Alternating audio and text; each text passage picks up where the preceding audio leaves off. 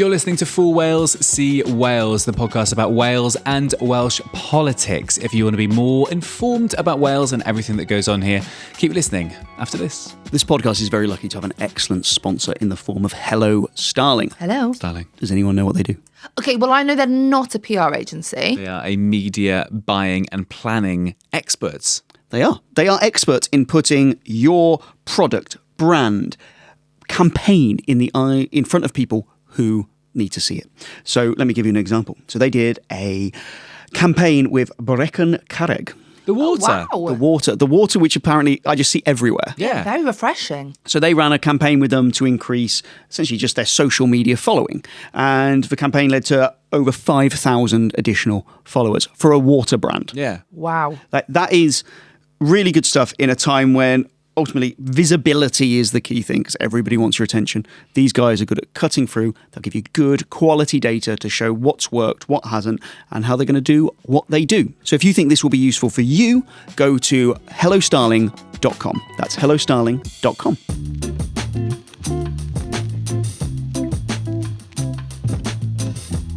Hello and welcome to your second episode of the week of For Wales, See Wales. I'm Mel Owen. I'm Robin Morgan again. And I'm still Will Hayward. Still Will Hayward. 2. Yeah, Will Hayward 2.0. Yeah. Right? Yeah. What would that be like? I'm like the when the Green Ranger came back as the White Ranger. Because Tommy was evil Green Ranger and then he came back as the White Ranger. What? Quality content? Yeah.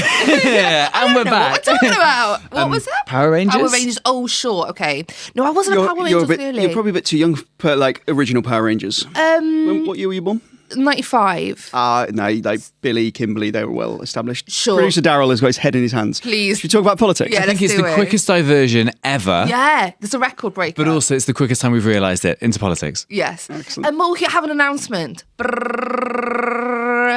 People. Oh. Mel's been on a sound effects course. That's the announcement. That's the announcement. Mel's cold? People from Aberystwyth and Mid Wales and the surrounding area, we will be coming to you on the 1st of March in Davies Day. It's what Dewi Sant himself would want with a live show at Aragorch. Live show, Aberystwyth. So excited. What is this place? Aragorch, it's a theatre. It's a theatre. It's a very popular theatre company in the area, and we're going to have a lovely, lovely time now. I'm really excited. It's going to be great. Sort of 6:45 doors, are we thinking? Yeah, 6:45 doors start at 7, shall we? Great stuff. Sunday night, in Benny Byes by 9:30. Oh, we'll make sure you're home. Yeah, don't worry. How long ago was our Wrexham show? That was... Ooh, October last year? So we've built up quite a lot of stuff that we haven't been able to say on the podcast. But we'd like to libelous say. stuff. Yeah, libelous stuff, yeah. And the Eluned one, we'll get onto the Eluned one, but I feel like the one before, I went home and I just thought, poor producer Darryl. Like, Sure. we really did go libelous last time. Yeah, we did. And I think that's almost the live show guarantee, isn't it? So we're really excited. We've done one in Cardiff, done one in Wrexham. Yeah. Now we go west. Now we're going west. Like the band. Excellent. Where can people get tickets? We're going to put an event out. I believe it will be live by the time this goes out, Darryl, Yes, right? it will be, So we'll have a link in our socials, and Yeah. don't worry, we'll be banging on about it. Oh, for you'll know where it is. About 7 weeks. Yeah, you'll know where it is. We'll link everything everywhere. Yeah. So Can't wait to see you guys. yes, 1st of March, St David's Day, Aberystwyth, Aragorch. Yeah, if you're coming, let us know. Yeah, as well. definitely. Please let us know. Can't wait to see you. It's gonna be. I love our live show so much. And hometown show for you. I know. Yeah. Imagine if this one doesn't sell out. That would be brutal. I've would done be a bad hometown for me. show in Cardiff. You'll have done one, and then we just need to go to. The Midlands. Vague parts of the Midlands. Yeah. Yeah. Well, yeah. I think it'll sell badly. I have quite a big family. But there you go. who hate me. So yeah, so bad. There it is. Shall we talk about the Eluned Morgan interview? Would love Yeah, to. let's do it. So when we do these interviews, we get people on the pod, we always split them into 3 parts, don't we? We do a section where we're kind of getting to know the person, and then we talk about the more kind of scrutiny side of it, trying to hold them to account for the things that they have done or say they're going to do, and then it's a bit more broad brush conversational. I'm always conscious with that my instinct, like every fibre of my being, just wants to go at them for an hour. Yeah. And the chat, because I'm That's just... how I feel in every episode that you're doing to me, actually. Because you look at them, you look at all the problems in Wales, and you just want to say, how can you possibly justify any of this stuff? Why is this bad? Why is this bad? Why haven't you done this? Why have you not got this concession? Why is this happening? The problem is doing that, firstly, if that is all you do, no one will ever come on. Yeah. But also, I think there's a time and a place for that sort of stuff. And I think, like, through my newsletter, I'm can be much more overtly kind of critical, a bit more maybe analytical.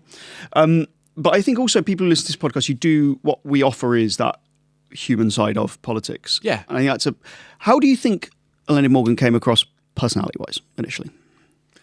I thought, because we had a little chat before we started rolling, and she was very, very entertaining, really, really fun, really, really good. Before we hit record, really good chat.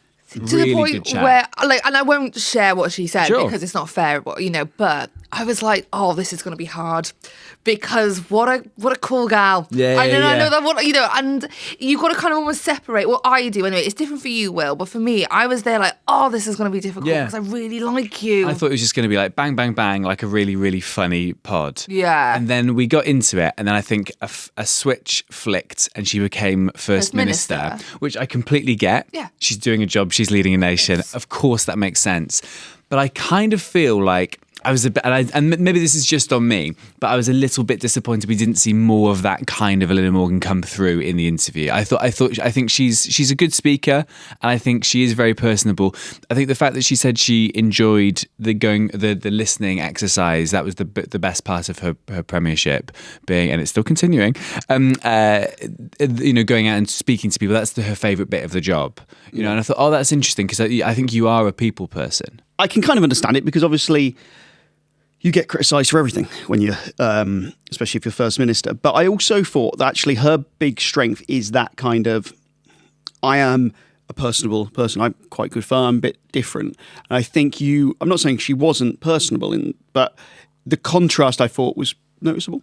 Yeah, for sure. I mean, we saw glimmers of it, when she was talking about how her husband had bought her a ring. Yeah. So if she's ever dancing on a table, you can be like, get off. Yeah, that is funny. You're in the House of Lords. But also, because I've really been thinking about this over the weekend. Like, she can't be that, bands, no. When she's the leader of a nation. Yeah. And I completely understand that. And I think it's great that you've got somebody who can do both things. Yeah, this is what people always ask for, isn't it? Yeah. We want a politician who's not just a complete robotic, nothing, no chat, anything. But also, you just don't want sort of Boris Johnson fun guy, right? Who doesn't take anything seriously. So, maybe we're criticising her for something that we've sort of yearned for in the past. Yeah. I do think the timing of our interview probably led to this as well, because that morning she'd done a series of press things, including going on Radio 4, where I think that what she said during that interview had made headlines where she didn't sort of defend Keir Starmer. Yeah. So I wonder if she was on the kind of just like, don't break up the union during this podcast, Eluned. I wonder whether she was like, I'm a bit annoyed. It would have been a good scoop for us. It would have been great. It would have been great. Yeah. It's really hard, isn't it? Because I'm going in and I was like, the minute we were talking to her and before we'd hit record, I was like, we want to be hard on her, but it's really hard for me. And this is why you're like a professional, Will. I have no issue with it. Yeah, you are fine. But like, I was like, what a good person. But then I also have to remind myself that, she was health minister for quite a long time and the NHS in Wales is the worst in the UK. So, there is that element of things as well. And, so that's why you're a journalist and I'm not. The chronic pain in my knee helps me not have that much sympathy with that. Yeah, and you're refusing to get surgery to remind you of this every single day, aren't you? They offered me an operation 2 years ago. Because there were so many times as well, I think, that in the interview where I was like, I would have loved to have pushed back on that. But again, the nature of like what it's like to listen to as well. Like so often on, radio stations, you'll hear like a politician come on and they'll be really, really grilled. They're not being grilled for 50 minutes. Do you know what I mean? Because nobody can listen to that. Do you know what I mean? That's a horrible thing to have to listen to. And I think that's why we do split them in threes, because it is a privilege to have politicians give us their time for such a big chunk. Like, very rarely do they have such chunks of time free in their diary. So for us to get that is great. I think it's really valuable that we get to know who they are as people, because you don't get that on the news. Yeah. No, agree. And that's like, we used to have that on telly. We used to have these like long form interviews, right? Where people were just kind of like that kind of 80s. Like, you'd have like in the evening, someone would sit down for on like a chat show, and you'd find out about them, and it's not sort of that grilling sort of Radio 4 Today program. We've got you for 4 minutes, and the politicians know what they're doing. They know they've got 4 minutes, which means if they say that those 3 things that they've been prepped to say over and over again for every answer, that's the only thing they'll be able to play on then that 8 o'clock bulletin. Yeah. So the time frame of it is so relevant, I think. It is, yeah. But we are incredibly grateful, especially like First Minister during an election sort of like year to spend an hour with us. Great. Yeah, it is huge, isn't it? Cool. I'm also conscious that there's 3 of us and 1 of her, and we could take her. Mel could. We're holding our arms around her back. Get him out. But what you also don't want to do is invite someone onto your show and gang up on them for an hour. Can I add to that just very quickly? I also think, and Robin, like you and I have both done presenting work and stuff like that. When you're taught, and I think you instinctively feel this, you will not get the best out of somebody by ganging up on them, by attacking them. We do not want our listeners to have to listen to politicians just bleating out the party line for 40 minutes. That's of no use to anybody. Yeah. Because, and that's what you get on things like the Today programme or other news, kind of segments, where they're just coming on, they've got the party line, whatever you ask them, that's what you're going to get from them. Whereas, we don't want that. And I think that's what we're going to get if you just attack. Yeah, agree. We can sort of trick them into being people. Humans. Show them. Dance on tables. One thing that kind of jumped out at me, she's on the edge of almost doing some good stuff in terms of lines and in terms of how she's putting forward Welsh Labour, but she never seems to fully commit to doing the thing that I think would actually move the needle in terms of the polling. Obviously, part of it was because maybe she'd just been on Radio 4 and refused to back Keir Starmer a dozen times. But when she said about how she is consistently asking Keir Starmer for stuff, but she never gets it. There's never really been any major concession from the UK government where they've said, we're going to do that. We didn't want to do it, but because of this, we're going to. And she never fully committed to actually being critical. And I think that was a real frustration because actually, I think that'd be incredibly popular. And I don't know what she'd lose from it. Do you know what I mean? Because if she's got nothing to lose at the moment, I know that's quite a sad thing to say. UK Labour aren't going to give less of a shit, are they? Yeah, exactly. They're not going to get less stuff from UK Labour. So she might as well, in this last chapter before the election, come out fucking swinging. Is there an element where that would ruin any sort of job chances after? And I'm not suggesting that she's making manoeuvres already, but in certain polls suggest she might lose her seat. Is this a way of no, I'm not going to sort of absolutely kick off because it could sort of ruin chance? I mean, she's already in the Lords. Yeah, I think she's done she's got that. a life peerage. I mean, certain Welsh Labour politicians are probably thinking along those lines of what's next. I mean, she's got a pension from the European Parliament. She'll have her first pension from being an MS. And, I mean, she's going to be absolutely fine. I bought the Haribo. What the fuck? Yeah, exactly. She's minted. You're here dishing out. You're £4.50 down. Yeah. I've been mugged off it. You have, mate. I'm sure a right mug of you. I'm sure comedians and journalists have really good pensions as well. One of the things we said, what kind of stuff have you kind of got? And she goes, well, when Keir Starmer came to Wales, he chose to come to Ely, where I'm from. I'm like, so the concession was the Prime Minister went to Ely? It was just yeah, for God's sake, come on. One thing I do think that she has gone hard on and has been around the creation of jobs, looking for investment in Wales. Yeah. And I don't think you can argue that we do need that.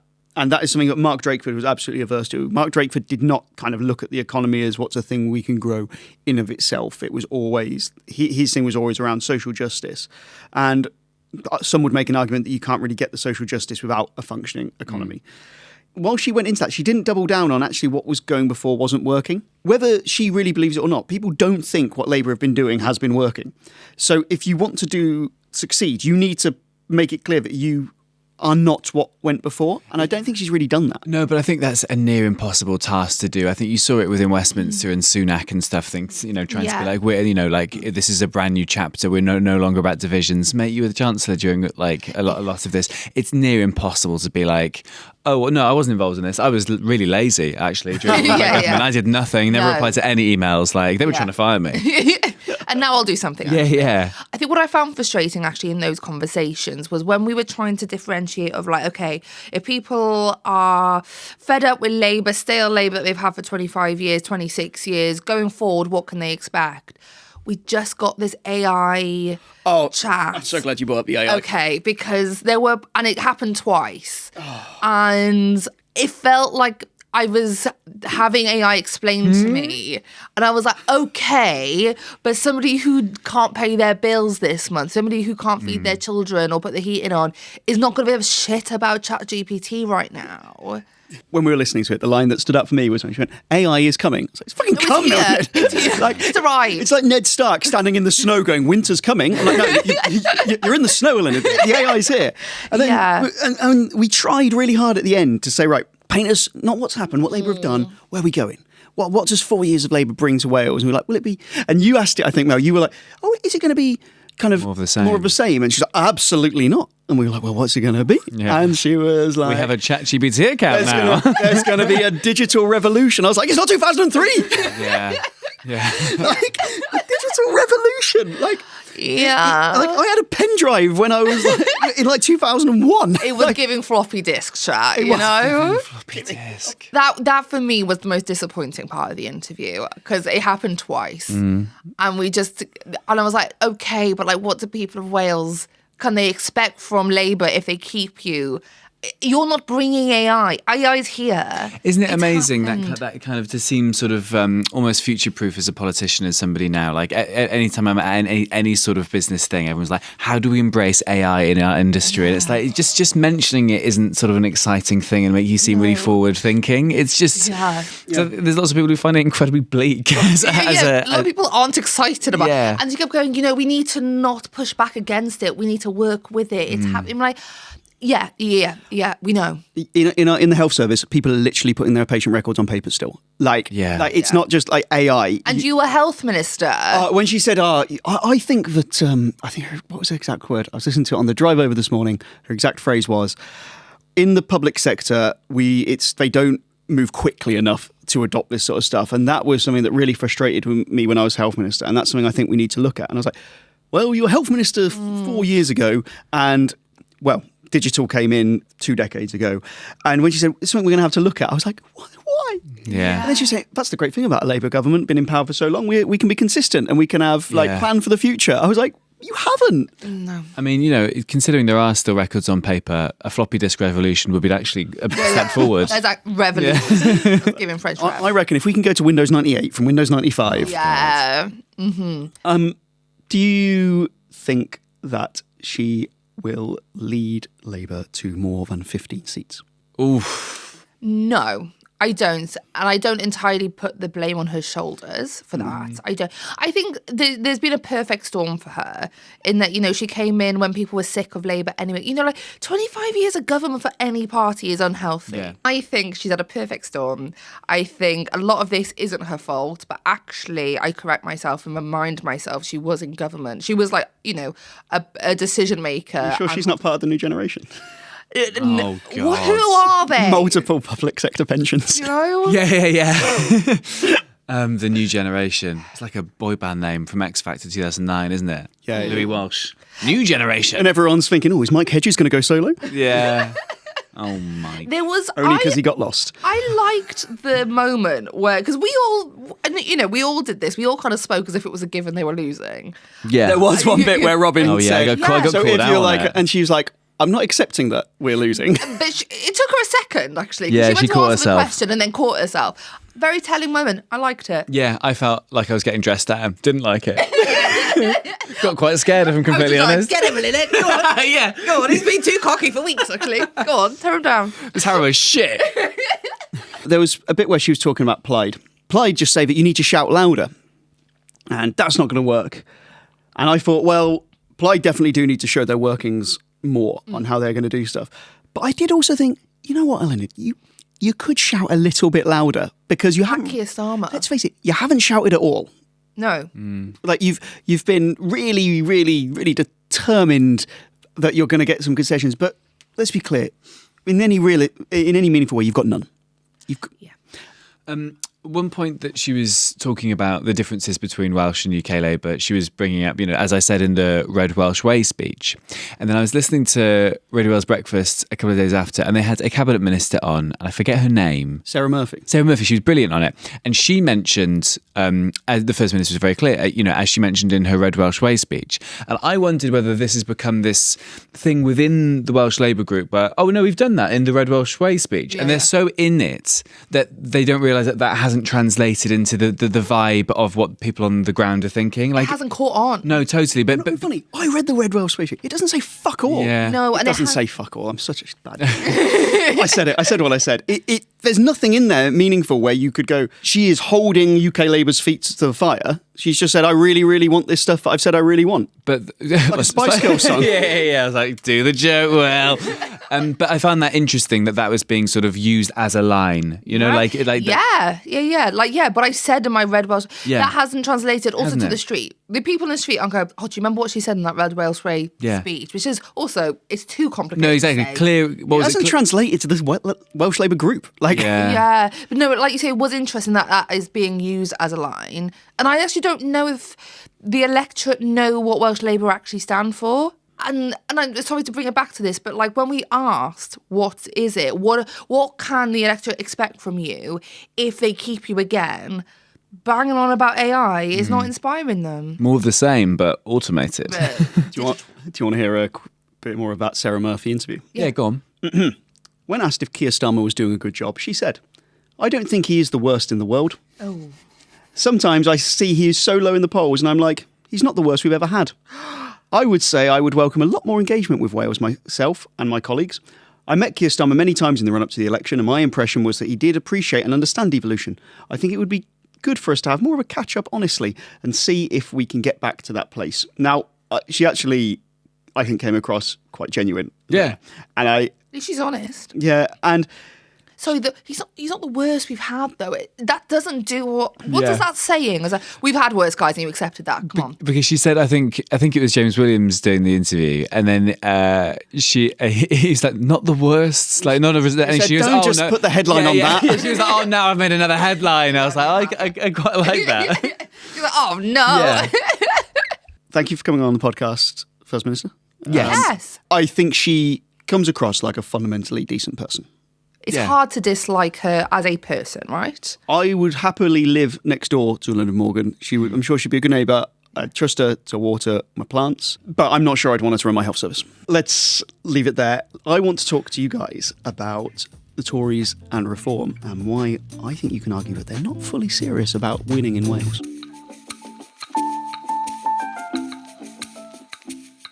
"20 miles an hour. We're back. Slowly. Yeah. What's going on with it? Well, we're getting close to the election, and I was like, right, we talk a lot about parties showing their working, showing their policies. Sure. And I was like, well, what are the Tories' policies? What are Reform's policies? Now, I was thinking, right, what are the things that they hang their hat on, that big flagship, for want of a better word, policies? And obviously with Reform, it's very hard, because they kind of vaguely said maybe we'll reopen coal mines. They said we're going to get rid of the nation of sanctuary, which is just completely meaningless because it barely costs anything and it just helps Ukrainian refugees. So I thought, well, that's not a serious policy because it doesn't really mean anything in kind of monetary terms. So I thought, well, one thing that both the Conservatives and Reform have been consistent on is they are going to scrap 20 miles an hour. Yeah. Okay, we're going to scrap 20 miles an hour. It won't even exist on your dashboard. You will just go from 10 to 30 instantly. They're scrapping it. Fair play. But these are serious parties who are serious about governing. So I thought, well, I want to give them the benefit of a doubt and I'm going to ask them some meaningful questions about what you might argue is potentially their only policy. So I went to them and I asked 7 questions. And Seven. Nice, Len. So I asked them, how will this policy work in a practical sense? Will all 20 mile an hours simply go back to 30? Will there be exemptions from local authorities like they were before? I think that's quite a legitimate line of questioning. If someone doesn't want their street to change from 20 to 30, will they be able to appeal that? Because although quite a few people oppose 20 miles an hour, they tend to quite like it where they live and their kids happen to play. Yeah. And how do they anticipate that this will impact car insurance premiums? You know, we're in a cost of living crisis. We know that car insurance policies in Wales are on average £50 lower than in England because of this policy. Obviously, Reform and Conservatives are passionate. They are passionate about getting good value for taxpayers' money, aren't they? They do not want to waste taxpayers' money, and it will cost probably about £40 million to change all the signs back. So how will that work? Have they kind of costed that in? And then I asked them, how are you going to approach the impact on the NHS? Because it's had a real saving for the NHS, and from a moral point of view, less children have been hit by cars. How have they addressed that? Have they modelled how many more children are going to get killed if they do this policy? And I'm sure they have modelled that. I then asked them, under this policy, will roads that were 20 before the change go to 30? Because there was a lot of roads in Wales which were already 20. Yeah. And the final one I asked was, you previously indicated that you're in favour of 20-mile-an-hour limits around schools, care homes, parks and busy pedestrian areas. Will these areas remain, and what will be kind of the exclusion zone for that? So for a school, if you say, within 20 metres of a school, well, kids don't just run around 20 metres from a school. Yeah. And I'm sure as serious parties, they've thought about these serious questions. Can I guess, can I estimate that they gave you 7 really thought through, worked out, calculated answers? Well, I'm presuming that Reform's emails aren't working because they didn't respond to the Motor request for comment. But the Tories did respond. Right. They did respond. That's good of them. And you know what? Fair play to them. They gave me three sentences. One of the sentences was only 7 words. But let's read this out. So, a Conservative spokesman said, we have always been clear that we support 20-mile limits outside schools, hospitals and places where there's a safety argument. However, we do not support the default 20-mile limit across Wales. We would restore it back to 30. But there is no default 20, is there? So there's a default 20 that if a road is in a pedestrianised area, it will be 20 unless it's otherwise. It's not blanket, though. They didn't say blanket. No. Fair play to them. They've learned their lesson, actually. But Andrew didn't write this. He's behind a pillar. So when they say, we support 20-mile-an-hour limits where there is a safety argument, I mean, the entire 20-mile limit is a safety argument. Yeah, that's the reason it's there, right? That's the entire... Yeah. So you is going to say exactly the same. It's not just for a laugh, is it? Yeah. What other reason have they done It's nice to mix things up every now and then, isn't it? Yeah. Change is good. Yeah. So sometimes the change is as good as a holiday. That's why they've done it. So thank you, Lee Waters. Thank you. I feel like I've been to Marbella. So I thought to illustrate this idea around, bear in mind, they clearly haven't modelled how many more children their policy is going to kill, but they're serious about governing. So I then thought, well, for a laugh, winter nights are still long, how are you going to fill the time? I picked an area of Wales and I thought what I'm going to do is I'm going to plot every single park, doctor's surgery, hospital, school, care home, and I'm going to put a little dot on a map of where these are. So I chose Bangor, and we're going to put this map up on socials. As you can see, almost the entirety of Bangor would be 20 miles an hour. And I haven't even included, to quote the Tories, busy pedestrian areas. Oh, right, in this. yeah. The reason I bring this up is I think you can make an argument that these people are utterly unserious about governing. I think they are, frankly, a bit of a joke. If you are saying this is the opposition in Wales on the right of politics, there's lots of people on the right of politics in Wales, and this is their offering, is essentially a slogan which they haven't thought through and doesn't make sense. And in the case of the Tories, they fucking supported before the policy came in. Yeah, I feel sorry a little bit for the Conservatives with this because they've obviously given you 3 sentences to reply to 7 questions, but half of them are trying to join Reform. And you're not getting a response from Reform because those same people haven't had their email addresses set up yet. So I think there's the issue. That's why you've had a blanket no. Yeah. From Reform. I think you're completely right. I'd like to think that we're slowly coming out of this area of politics where slogans are all it needs to win votes. I hope that we are? I think people. Am I just too into it and too politics nerdy about it? Go on, say it. I just think that after 2016, I think that's when you started to see a lot of this. Take back control. All these 3-word slogans, get Brexit done. All these kind of things in the sort of the late 2010s. And I don't know whether people are just getting a little bit sick of those slogans and they actually do want a bit of meat on the bone. And maybe having seen 10 years of that's what the slogans got us. Do the majority of the public now actually want a little bit of policy, or am I just too hopeful for this? Maybe. Really? Do you know what? I would almost suggest it's the other way, that they don't even want any words. They just want a person to look feeling. That's why they're voting for Nige. They don't know anything about him. Like, is it why they're voting for Plaid on vibes? I mean, yeah. Some people who've gone from Labour to Plaid, it is it's a feeling that they're standing up for Wales, and that's not like a policy which you can sort of work out from data, is it? Yeah. We're standing up for Wales 66% more than Labour are. I do genuinely feel people are going off vibes, faces, feelings. You know, I think it's almost less words. I think we're in that generation where we can't even watch anything for longer than 4 seconds before we get bored, you know, and I think that's the same with politics. When we talk about 20 miles an hour, I would say, like, people think we're like wildly crazy for 20 miles an hour. I would point out that there's probably about 50 speeding fines just around this table. Oh yeah, we're the worst perpetrators. Yeah. I was at a gig in Bath last night, and Not that quick? no, I mean, because it's all 20 mile an hour in Bath, like. And then 50 mile an hour on the motorway the whole way home. Yeah. Were you furious? No, because it's sort of, but I was going through it just thinking, just like, because sometimes, you know, I've done gigs before where people have shouted out kind of 20 mile an hour in England, and you're like, you're in London, it's 20 mile an hour here. Yeah, you're lucky if you get to do 20 around the centre of London. But it's but it became such a Welsh thing. It really did, and like a part of our identity. And I wonder whether it's going to, people are going to bring it up more, because then it felt like Nation of Sanctuary became the hot button issue in Caerphilly. So I wonder what will be, if you are doing this populist off vibe slogans, what's it going to be? I know the Tories, you know, released that childcare plan for grandparents as well. That's sort of like seemingly sort of, I don't know. We're gonna go into that in a few weeks, because I think there's things to look at in the funding of both Plaid and the Tories' childcare offers. Can I suggest that I don't think people give enough of a shit about 20 mile an hour anymore? I would say that it's not going to be a vote winner or loser anymore. I think people had their angry time.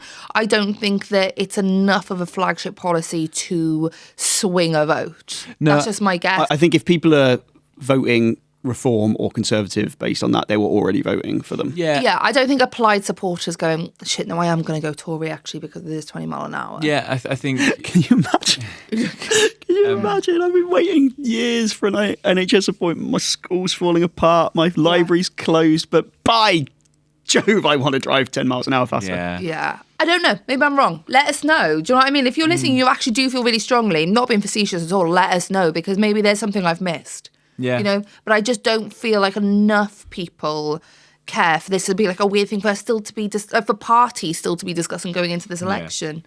You know, it feels like, oh, should we remove the charge on plastic bags as well while we're at it? I mean, what do we think will be the hot topics that really are going to change a vote?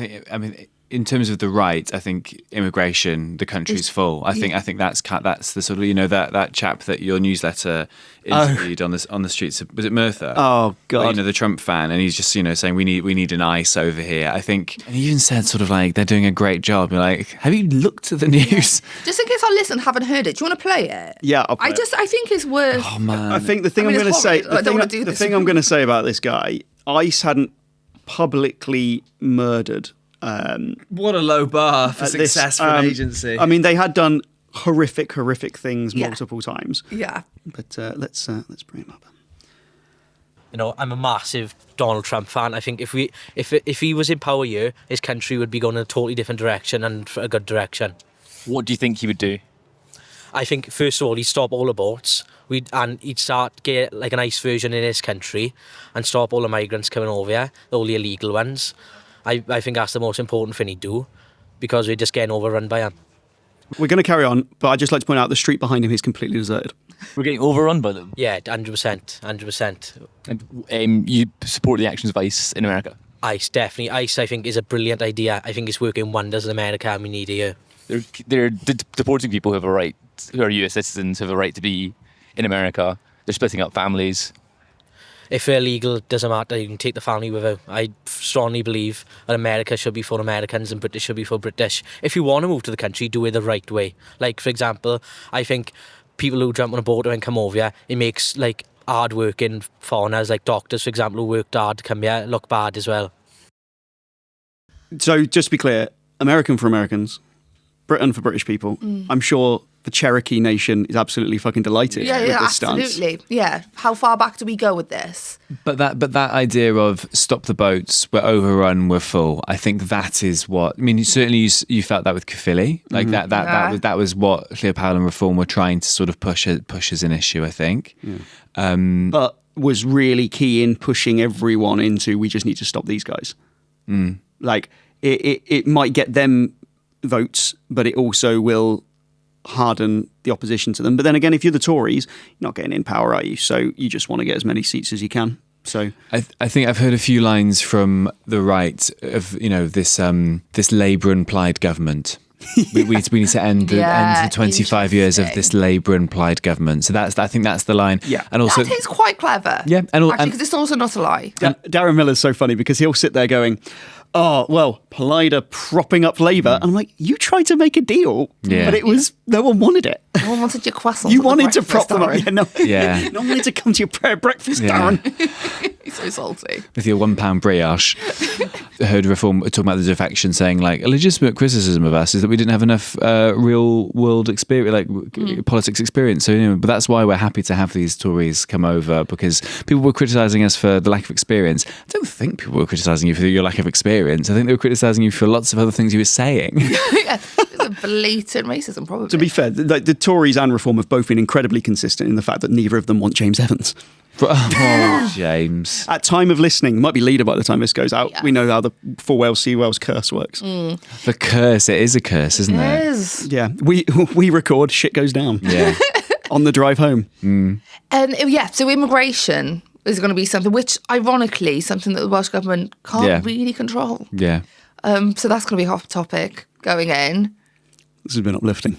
Yeah, you know what? I think, it was no, but I'm sort of like the North Star of positivity, I think. You are. So let's rouse this, Robin. You can do this. Okay. Couple of months left before an election. Okay, Caerphilly was incredibly fractious. Yes. Okay, are you bouncing like we're going to put some like Moahid or something underneath this? I'm following the North Star. A crescendo. Yeah. Okay, a few months left. Swell. I think there's still time for people to release policies. It's going to be great. We can actually get some detail. If people who want detail, they can get the detail. We're going to hear about who's been selected as candidates from the party, which means we get to look into those people. Absolutely wonderful. I'm sure there's some vetting going on. I'm sure they should have done some more vetting. I'm going to say that as a little hot take prediction. Okay, we're going to find out who Reform's party leader is. How exciting! A new party leader within Welsh politics. Another big name for the sort of the smorgasbord of leaders in this country, and we get to unpick it. It's absolutely wonderful. And then we get to go to polling day, each on our individual fucking horses. It's going to be so exciting. It's election year, baby. Yes. It's election year. And we've got a live show in Aberystwyth. Tickets are available now. Yes, get them. So, live show, buck tickets, available in the... Is it a bio in the blurb for this podcast? Yeah. Wherever you get your pods, on YouTube. Look for a link, it'll be there. Yeah. Anything you want to promote, Melanie? I have a show at Machynlleth Comedy Festival just before the election. Will I talk about the election? Maybe. Come and find out. It's called Melodrama. Please come along. If you came to it last year, it's a lot better by now. It's had a whole year to breathe and grow like a little sourdough, Yeah. A little sourdough starter. Please come along. It'll be on the Mach Comedy Festival website. Robin, how about you? I have 3 shows at the Mach Comedy Festival. I have a stand-up show, which is my tour show, which I'm on. Let's Overshare. Let's Overshare. It's on a UK tour at the moment. I have Welsh dates in Llanelli. I have Welsh dates in Cardiff. I'm in Monmouth. I'm in Bangor. I believe that's all of them. I'm also doing a show in Swansea next month as part of this, I think it's Croeso Festival, which should be really fun. I'm doing a kid show there as well. At Mach, I'm doing a kid show. I'm also doing a dating show as well with the brilliant comedian Esil Sears. Wonderful. Lots of fun. William? I have a book coming out. It's called Who Cares About Wales? You can pre-order it now, even though the word pre-order doesn't make any sense. It just means order. But do that. Order it. He's an author, you can see. Yeah. He knows what words mean. Pre-ordering really helps, right? It helps sort of boost things. A lot of like bestseller lists are based upon pre-orders. And isn't that funny? It's like all those best jokes of the Fringe list that are submitted to newspapers in June. Yeah. And it's like, here are the best jokes of the Fringe, and it's before the Fringe has started. Hasn't even happened. The other thing I would shout out is we have a really passionate listenership, and if you want to help grow the pod, part of what you can do is just tell people about it, but also liking the episode on YouTube or wherever you get your podcasts, commenting and hitting the actual subscribe button is really, really helpful because it makes the algorithm realise how good we are. So please do that. Big thanks to Heyman Media, who put this together in our beautiful beautiful studios. It's very lovely. Producer Daryl basically lives here. I'm going to not wear green anymore. Oh, yeah. Because I You do look like a floating head. Yes, which I don't hate, actually. No, it's quite nice. You know, so I will, but it's very green in here and I like it. It's beautiful. It and is. they're a lovely, lovely team. So yeah, if you or your business need podcasts, hit them up. I believe there'll be links in bios and such. And such. Guys, wonderful app. 2 apps in 1 week. We are good to you. We are good to you. See you in Aberystwyth. See you in Aber. Bye. Diolch yn fawr.